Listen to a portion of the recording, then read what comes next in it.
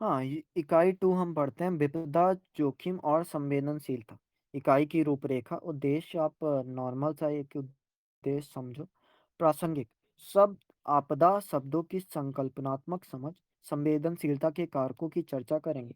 संवेदनशीलता और जोखिम आकलन को हम समझेंगे। और एक तरह से आप देखो यूपीएससी भी कई प्रकार से जोखिम आकलन, सुभेद्यता इन सारी बातों को पूछना चाहता है। और संवेदनशीलता की जांच या फिर उनके कारकों का पता ही पूछना चाहता है। पूरे 19वीं शताब्दी में आपदा प्रबंधन का सिद्धांत और व्यवहार वैज्ञानिक संदर्भ में देखने की प्रमुखता रही है।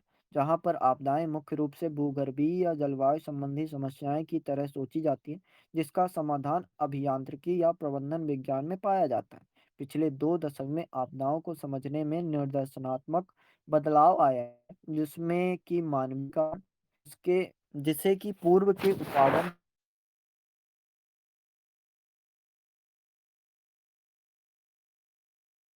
की क्षमता और प्रत्युत्तर का सामना करते हैं। वर्तमान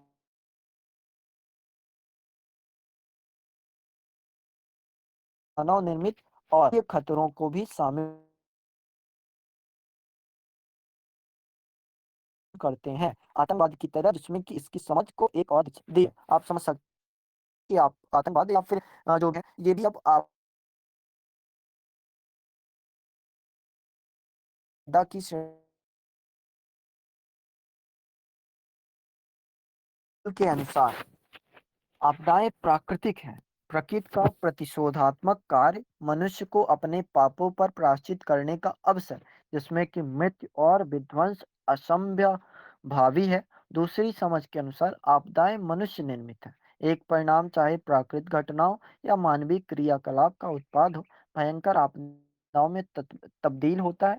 यदि समुदाय या समाज पर्याप्त रूप से इसका सामना करने में असफल होता है, तो प्राकृतिक विपदा आवश्यक रूप से आपदाओं का कारण नहीं बनती। अतएव आवश्यक या असंभावित प्राकृतिक खतरे जैसे कि सुनामी, चक्रवात, भूकंप आपदाई सिद्ध होते हैं। जब जनसंख्या प्रभावित होती है तो उससे ज्यादा हम इसका प्रत्युत्तर नहीं दे पाते और सामना नहीं कर पाते। आप इसको केवल ना तो जीएस के संदर्भ में समझना या फिर डिजास्टर मैनेजमेंट के संदर्भ में समझना। आप ऐसे का एक प्रश्न भी यहाँ पे सोच सकते हो कि हम मानवीय नियमों का तो सामना कर सकते हैं, लेकिन प्राकृतिक नियमों का सामना करना हमारे बस की बात नहीं है। तो यही बातें आप समझ सकते हो। एक इसका आधार ऐसे के लिए भी काफी मजबूत बनेगा अगर आप आपदा को भी उस संदर्भ में जोड़ोगे। आपदा समाजशास्त्री कर ने सबसे पहले आपदाओं को सामाजिक क्रिया के रूप में समझने का कार्य किया। कार संकेत करते हैं कि आपदाएं सांस्कृतिक सुरक्षा की विफलता, असफलता या अपर्याप्तता है, मानवीय क्रियाकलापों का परिणाम है और न कि प्राकृतिक या अलौकिक ताकतों की। इसलिए आवश्यक रूप से वे मनुष्यकृत हैं।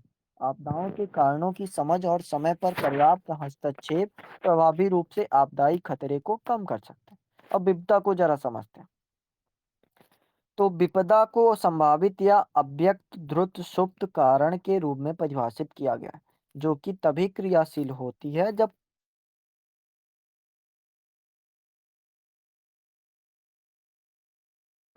प्राकृतिक या मानव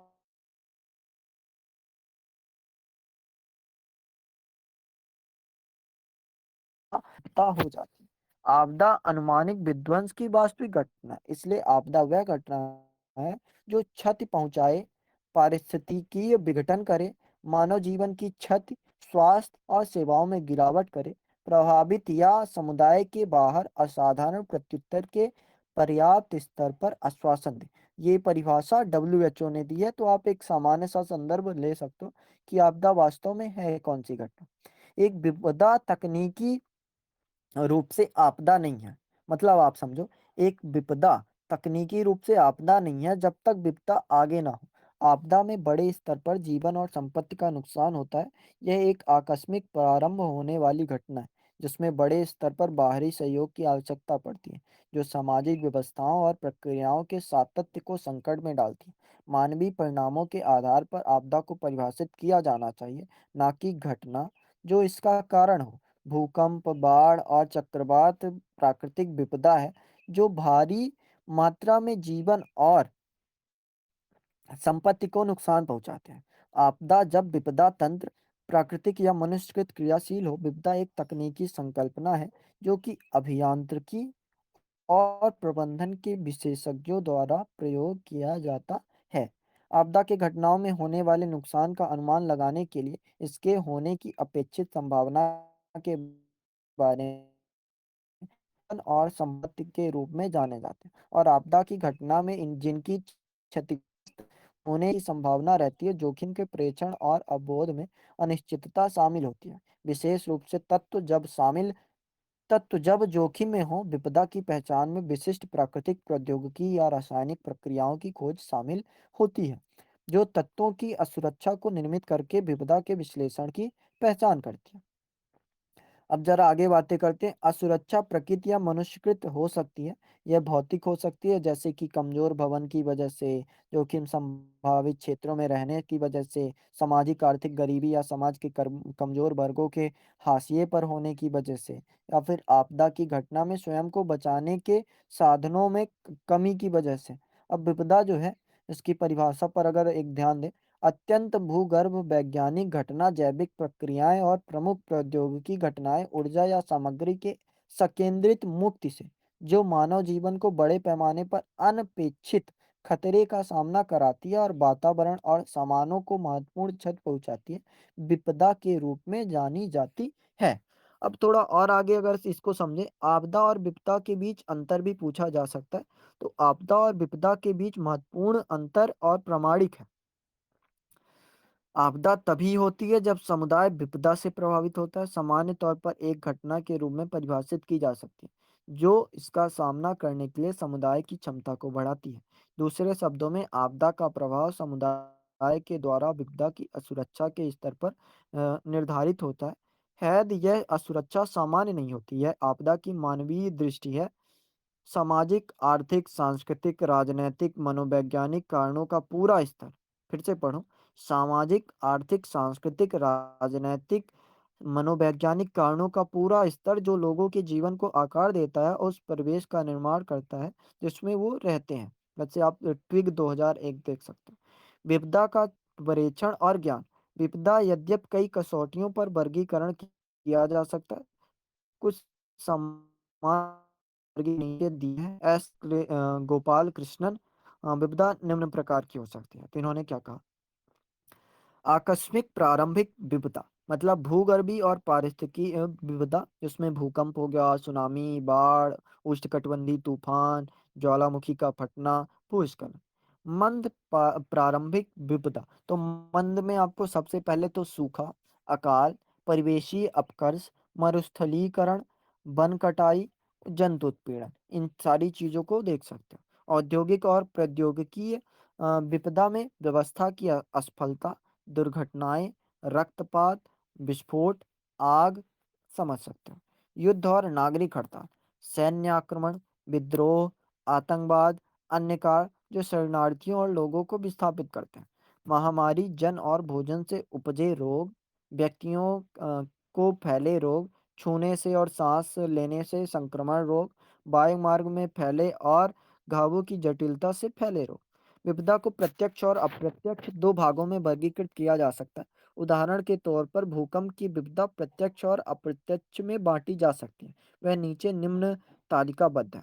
प्रत्यक्ष विपदाएं देख सकते हो। जमीन को हिला देने वाली भूकंप, भिन्न जमीन व्यवस्थापन, मृदा द्रवीकरण, त्वरित भूस्खलन या कीचड़ स्खलन, जमीनी झटका, हिमस्खलन, दोष के साथ स्थायी भूविस्थापन, ज्वारीय तरंग से बाढ़, समुद्री लहर और सुनामी आदि। ये एक प्रत्यक्ष विपदा के रूप में। अब अप्रत्यक्ष विपदाएं, डैम की असफलता, औद्योगिक प्लांट छत से प्रदूषण, विलंबित भूस्खलन। इसके अतिरिक्त विपदाएं लंबी और लघु अवधि की हो सकती है, जैसा कि के स्मिथ 1996 ने प्रस्तावित किया। इसको आप संदर्भ भी दे सकते हो कि विपदा लंबी और लघु अवधि की हो सकती है। के स्मिथ ने इसको प्रस्तावित किया। अब विविधता की पहचान कैसे करें? विविधता की पहचान में शामिल है वह वैज्ञानिक आंकड़े, जिसके कि उन कारणों का पता लगाया जाए जिससे आपदाएं होती हैं। उदाहरण के लिए रसायन की पहचान, जिससे जल प्रदूषण होता है, उनके स्रोत, विशिष्ट तत्वों का प्रभाव, जैसे कि मानव स्वास्थ्य आदि स्वभाव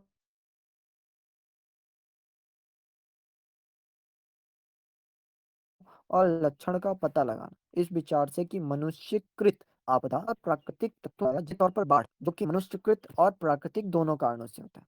मनुष्यकृत कारणों में शामिल है भूमि उपयोग की प्रबंधन नीतियां, जैसे कि बाढ़ संभावित क्षेत्र में आवास की अनुमति दे दी जाए। आप देख सकते हो, मुंबई का एग्जाम्पल देख सकते हो। तार्किक सुविधाएं प्रदान की जाए जो अनाश्रित जनसंख्या की असुरक्षा बढ़ा देती है।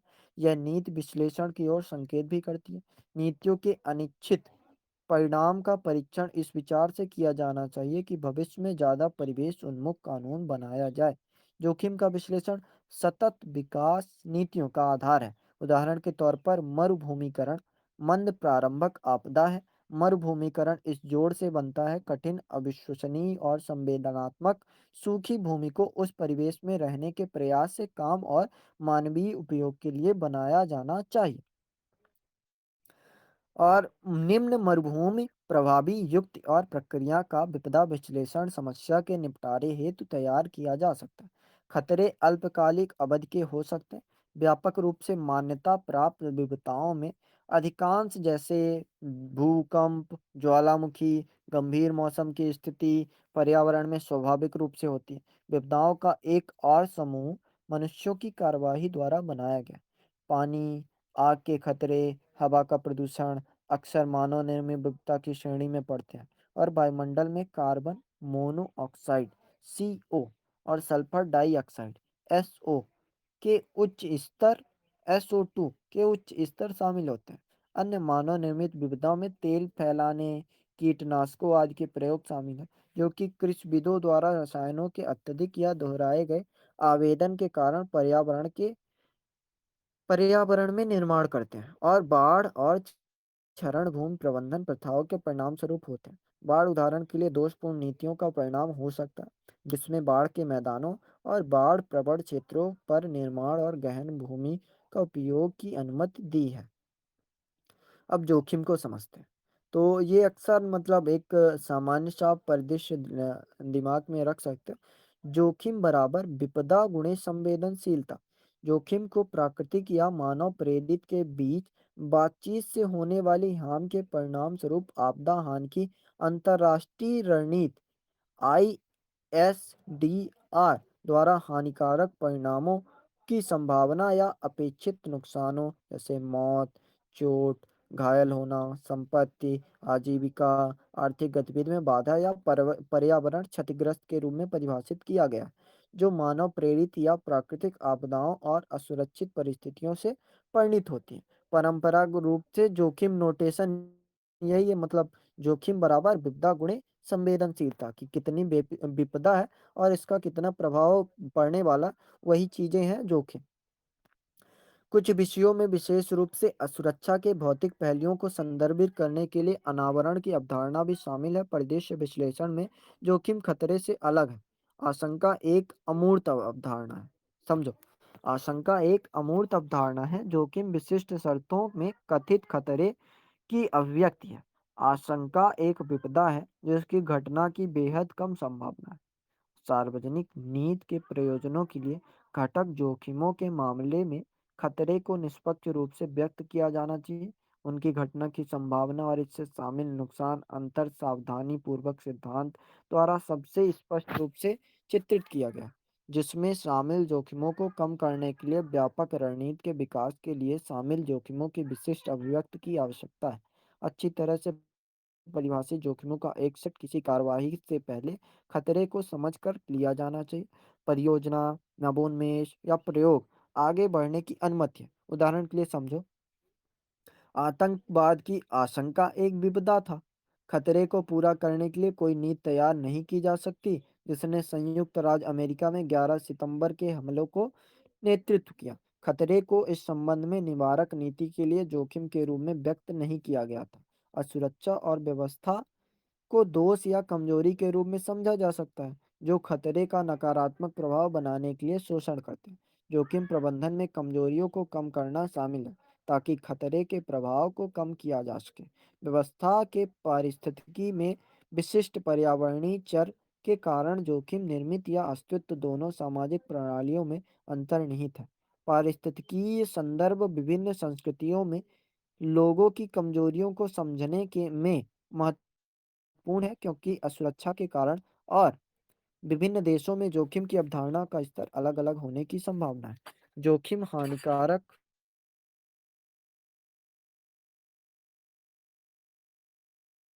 हानिकारक परिणामों की संभावना या अपेक्षित नुकसान, मृत्यु, चोट, संपत्ति, आजीविका, आर्थिक गतिविधि में बाधा या पर्यावरण क्षतिग्रस्त, प्राकृतिक या मानव प्रेरित विपदों और कमजोर परिस्थितियों के बीच बातचीत से उत्पन्न होता है। संसाधनों पर बढ़ते दबाव या बाहरी संपर्कों और हस्तक्षेपों के साइड इफेक्ट के कारण जोखिम मुख्य रूप से देखा जा सकता है।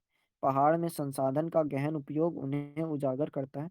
नतीजतन यह गंभीर गिरावट की ओर जाता है। इस तरह के तीव्र संसाधन उपयोग के पीछे प्रमुख ताकत तेजी से जनसंख्या वृद्धि हो गया, बाजार प्रेरित मांग हो गया, अमीर और अ, संसाधन शोषणकारी सार्वजनिक नीतियों का लालच हो गया। संसाधन उपयोग तीव्रता के पीछे के कारक के बावजूद अविश्वसनीय परिणाम बायोफिजिकल प्रक्रियाओं के अनुकूल परिस्थितियों में व्यवधान है, जो अंततः पहाड़ वातावरण की सततता और स्थायित्व को नुकसान पहुंचाते हैं। अब जोखिम आकलन और मूल्यांकन। जोखिम मूल्यांकन को संभावित विपदों का विश्लेषण करके और जोखिम की मौजूदा स्थितियों का मूल्यांकन मूल्यांकन करके जोखिम की प्रकृति और सीमा निर्धारित करने की पद्धति के रूप में परिभाषित किया गया है, जो लोगों, संपत्ति, आजीविका और पर्यावरण पर संभावित खतरे या हानि पैदा कर सकता है। इस तरह के आकलन में लक्षित जोखिम कमी नीतियों के निर्माण की अंतर्निहित प्रक्रिया की सटीक समझ में महत्वपूर्ण प्रशासनिक प्रभाव पड़ते हैं।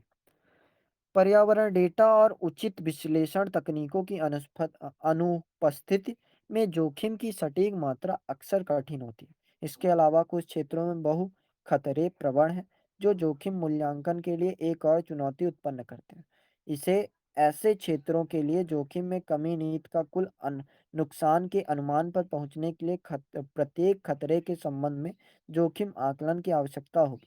इसके अलावा जोखिम सामान्य मात्रा के लिए उपयुक्त नहीं है और आसानी से पहचाना या मात्राबद्ध नहीं किया जा सकता। आपदा जोखिम को खतरनाक अनावरण और असुरक्षा के एक प्रकार के रूप में देखा जा सकता है, जो गणितीय कार्य द्वारा दर्शाया गया है। अब गणितीय कार्य समझो। आपदा जोखिम बराबर कार्य और कार्य में क्या-क्या विपदा, अनावरण, संवेदनशीलता। जहाँ अनावरण तत्व को संदर्भित करता है, जो प्राकृतिक आपदाओं से प्रभावित होता है, लोग या संपत्ति। आपदा जोखिम को कम करने के लिए असुरक्षा के स्तर पर कम करना और खतरनाक प्रवण क्षेत्र से दूर आबादी और संपत्ति को स्थानांतरित करके संभावित रूप से विपदों से दूर एक्सपोजर रखना महत्वपूर्ण है। विस्कॉसिन आपदा प्रबंधन केंद्र ये बात कहता है, जोखिम मूल्यांकन करने की प्रक्रिया खतरे की तकनीकी विशेषताओं जैसे उनके स्थान, तीव्रता, आवृत्ति और संभावना दोनों की समीक्षा पर आधारित और कमजोरियां और जोखिम के भौतिक, सामाजिक, आर्थिक और पर्यावरणीय आयामों का विश्लेषण जोखिम परिस्थितियों से संबंधित प्रतियों और विशेषताओं का विशेष खाता लेते हुए ये आईएसडीआर की बातें हैं। विशेष खाता लेते हुए जोखिम मूल्यांकन में लागत, दक्षता के दृष्टिकोण से प्रस्तावित जोखिमों में कमी उपायों का आकलन शामिल है। लागत लाभ तुलना में के माध्यम से दक्षता की जांच की जाती है, जो खर्च किए जाने वाले खर्चों के मुकाबले प्राप्त किए गए लाभों का आकलन या अनुमानित रूप से प्राप्त होने वाले अनुमान लगाती है। अब जोखिम की अनुभूति। जोखिम अनुभूत की अनुभूत को जोखिम की जागरूकता के रूप में समझ सकते हो आप। जो समाजों के बीच भिन्न होता है, अन्य दबाने वाली समस्याओं वाले गरीब देशों आपदा शमन के लिए बहुत अधिक प्राथमिकता नहीं देते। आपदा शमन और तैयारी के महत्व के संबंध में लोगों के बीच जागरूकता का सामान्य स्तर भी काफी कम है। नतीजतन इस क्षेत्र में नीतिगत इनपुट के लिए कम रुचि का प्रयास है।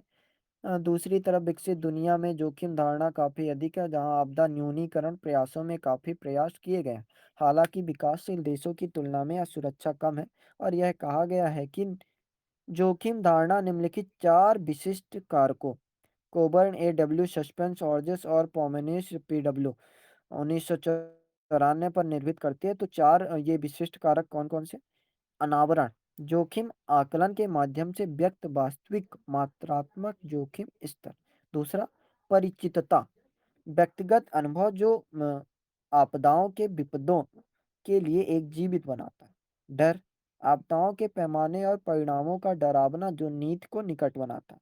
रोकथाम, रोकथाम के तरीकों में विश्वास जो आपदा समन नीतियों की ओर ले जाता है। मतलब 4 कारक: अनावरण, परिचितता, डर और रोकथाम। अब जोखिम की पहचान से क्या समझते हैं? राजनीतिक प्रतिनिधियों ने अनौपचारिक रूप से दैनिक शासन के हिस्से के रूप में जोखिम आकलन किया है, जो इससे विदेश नीति, न्यायिक प्रणाली, कानून प्रवर्तन इत्यादि में कानूनों को न्याय संगत बनाने के लिए उपयोग करते हैं। जोखिम आकलन अब अधिक परिष्कृत तरीकों से आयोजित किए जा रहे हैं, खासकर पर्यावरणीय कानून के क्षेत्र में जोखिम को अनुभवजन्य होना चाहिए, जिसके लिए सांस्कृतिक या विचारधारात्मक झुकाव के कारण उत्पन्न होने वाली व्यक्तिपरक पूर्वाग्रह नीति निर्णयों से बाहर रखा जाना चाहिए। जोखिम मूल्यांकन का सबसे अच्छा उदाहरण बीमा उद्योग से आता है, जहां बीमाकर्ताओं के पास अभ्यारण, अंडरराइटर, एजेंट, लेखा परीक्षक और समायोजक अच्छी तरह से परिभाषित भूमिकाएं होती हैं। इनमें से प्रत्येक कुछ अलग परिस्थितियों में बीमा धारक है, जैसे बीमा करना, समायोजन, वसूली, दावा भुगतान प्रक्रिया आदि। इसलिए जोखिम मूल्यांकन मुखरता की एक सतत प्रक्रिया है, जिसे आवधिक रूप में हर चरण या किसी भी गतिविधि प्रक्रिया के चरणों में किया जाना चाहिए। अब आगे पढ़ें तो जोखिम अनिवार्य रूप से आपदाओं के संदर्भ में संभावना है, जो कि जीवन की चोट या संपत्ति और पर्यावरण को नुकसान पहुंचाकर हो सकता है। हालांकि आपदा प्रबंधन में जोखिम एक निर्दिष्ट समय अवधि के भीतर किसी विशेष खतरे के कारण संभावित क्षति के लिए समुदाय की संयुक्त संवेदनशीलता और असुरक्षा को संदर्भित करता है। जोखिम शारीरिक, सामाजिक, आर्थिक और पर्यावरणीय असुरक्षा की स्थिति में निहित है, जिसे मूल्यांकन और निरंतर आधार पर प्रबंधित करने की आवश्यकता है। इसके अलावा उपयुक्त अवधारणाओं को समझने के लिए आमतौर पर एक तकनीकी मूल्यांकन प्रक्रिया शुरू की जाती है, जिसे आमतौर पर खतरे का मूल्यांकन, असुरक्षा विश्लेषण और जोखिम विश्लेषण कहा जाता है। ये विपदों की पहचान करने के लिए संचरित विश्लेषणात्मक प्रक्रियाएं हैं और उनकी घटना की संभावनाओं और कुछ शर्तों को देखते हुए परिणामों का अनुमान लगाते हैं। वास्तविक या संभावित असुरक्षा के समान रूप से एक समान संरचित विश्लेषण को लिया गया इन अनुमानों की मानक मानदंड की से तुलना की जाती है, ताकि यह तय किया जा सके कि कोई कार्य संभावनाओं को कम करने या लोगों, संपत्ति या पर्यावरण की रक्षा के लिए वांछनीय है या नहीं। वास्तव में यह भी जरूरी है कि समय और संसाधनों की बाधाओं को समझने के लिए वांछित प्रति उपाय के प्रयोग को धीमा कर सकते हैं। विपदा और संवेदनशीलता जोखिम में शामिल है। जोखिम को व्यक्तिपरक या वस्तुपरक विश्लेषण माना जा सकता है। एक व्यक्तिपरक जोखिम उन लोगों द्वारा महसूस किया जाने वाला जोखिम है जो संभावित खतरे को स्वीकार करने की इच्छा रखते हैं और इससे निपटने के लिए कदम उठाते हैं। अब 3 सवाल हैं जिसके जवाब आप लोग कोशिश करना एक देने की। खतरे से आप क्या समझते हैं? जोखिम की व्याख्या करनी है आपको और जोखिम आकलन के स्वरूप पर चर्चा करनी है। अब आगे हम बढ़ते हैं संवेदनशीलता को समझना।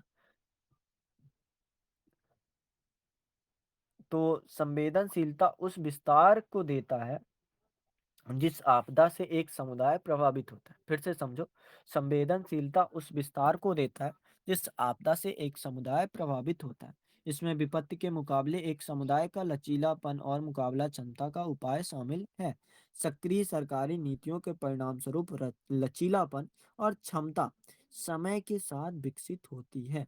संवेदनशीलता एक विशेष प्रकार की आपदा, बाढ़ या भूकंप के लिए किसी विशेष समुदाय की कमजोरी में एक समावेशी अवधारणा है, जिसमें कई कारकों का परिणाम स्वरूप प्रभाव होता है, जिसमें भौतिक कारण, भौगोलिक परिप्रेक्ष्य, सामाजिक परिप्रेक्ष्य शामिल है और आर्थिक कारक, आय और रोजगार, सूक्ष्म और समष्टि आर्थिक नीति शामिल है। संस्थागत या प्रशासनिक के अलावा जो अनिवार्य रूप से प्रशासन से जुड़े मुद्दे हैं, संवेदनशीलता की प्रक्रिया को चरणों के साथ आगे बढ़ने के रूप में प्रमाणित किया गया है।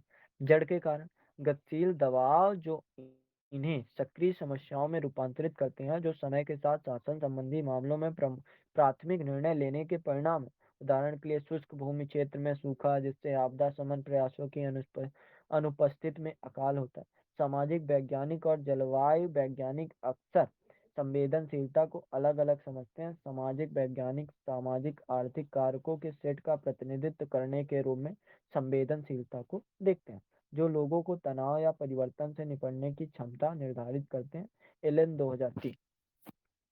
जलवायु वैज्ञानिक अक्सर मौसम और जलवायु संबंधी घटनाओं के प्रभाव और प्रभाव की संभावना के संदर्भ में संवेदनशीलता को देखते हैं। संबंधित शब्द एक शब्द प्रणाली की नाजुकता, स्थिरता, लचीलापन, संवेदनशीलता, ये संवेदनशीलता के घटक हैं।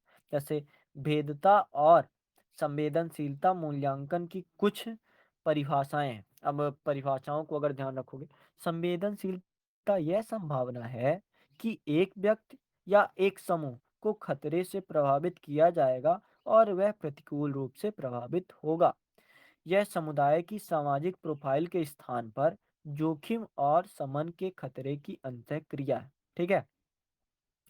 संवेदनशीलता से हमारा तात्पर्य है किसी व्यक्ति या समूह की विशेषताओं को प्राकृतिक खतरे के प्रभाव से अनुमान लगाने, प्रतिस्थापित करने, प्रतिरोध करने, पुनर्प्राप्त करने की क्षमता के संदर्भ में देखना। इसमें कारकों का एक संयोजन शामिल होने से उस सोपान को निर्धारित करते हैं जिस पर किसी जीवन और आजीविका को प्रकृति या समाज में एक अलग और पहचान योग्य घटना द्वारा जोखिम में डाल दिया जाता है। ये ब्लैकी का कथन।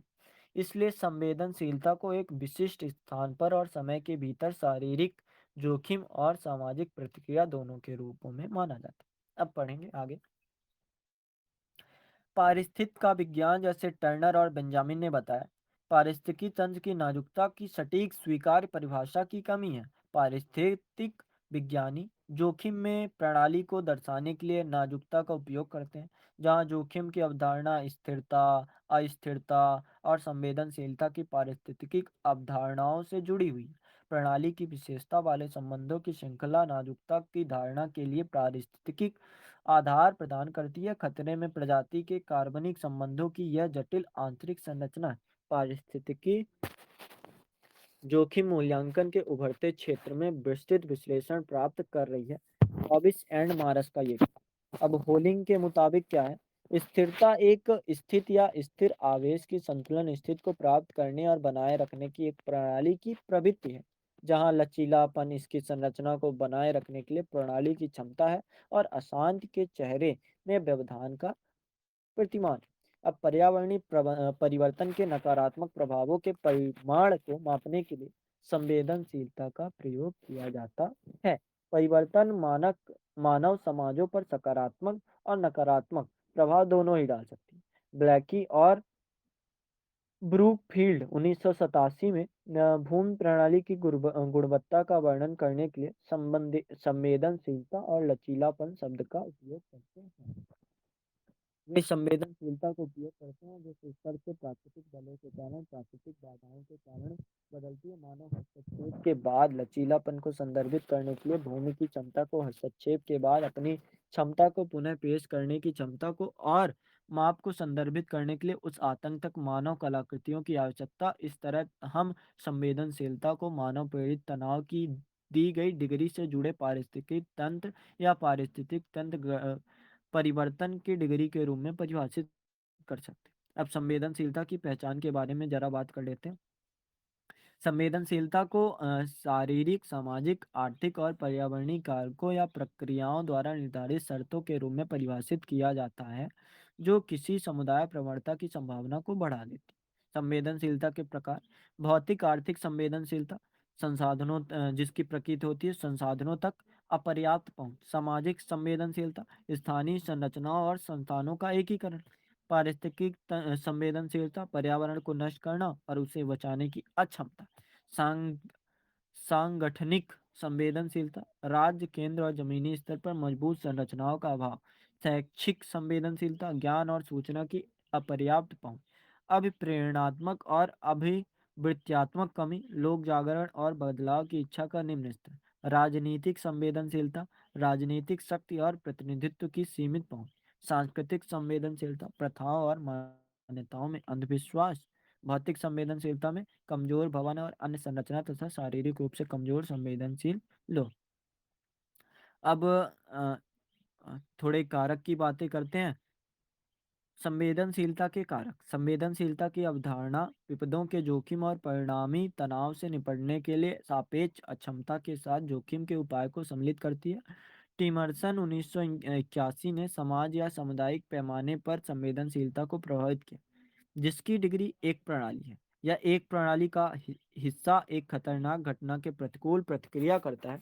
सिस्टम स्केल संवेदनशीलता को कम करने के अधिकांश संकेतों या तो लचीलापन या विश्वसनीयता की अभिव्यक्ति के रूप में देखा जा सकता है। एंडरसन ने दिखाया है कि कैसे मानव संवेदनशीलता की अवधारणा को समय के माध्यम से परिष्कृत किया गया है, हालांकि अभी भी यह पूरी तरह से स्वीकार्य और अनुशासन मुक्त नहीं है। परिभाषा उपलब्ध।